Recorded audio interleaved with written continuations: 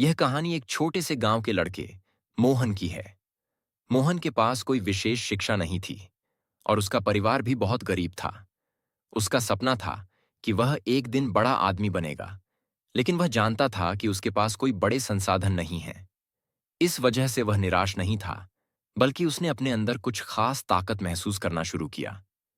मोहन ने सुना था कि कुछ लोग ध्यान, मेडिटेशन के जरिए अपनी अंदर की शक्ति को जागृत करते हैं।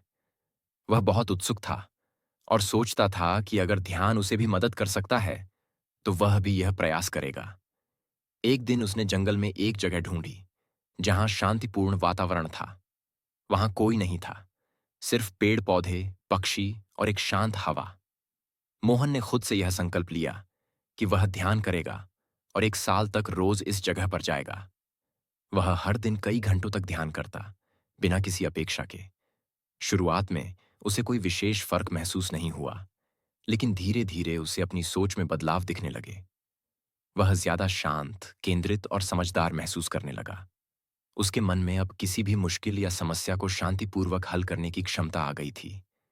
उसका आत्मविश्वास बढ़ने लगा और उसने तय किया कि वह गांव के स्कूल में जाकर बच्चों को ध्यान के फायदे बताएगा। एक दिन गांव में एक बड़ा आयोजन हुआ, जिसमें सभी गांव वाले और आसपास के लोग एकत्रित हुए थे। मोहन ने वहां ध्यान पर एक छोटा सा सत्र आयोजित किया। पहले तो लोग हंसी उड़ाते थे, लेकिन जब उन्होंने मोहन की आंखों में आत्मविश्वास और शांतिपूर्ण ऊर्जा देखी, तो वे शांत हो गए और ध्यान की प्रक्रिया को अपनाने लगे।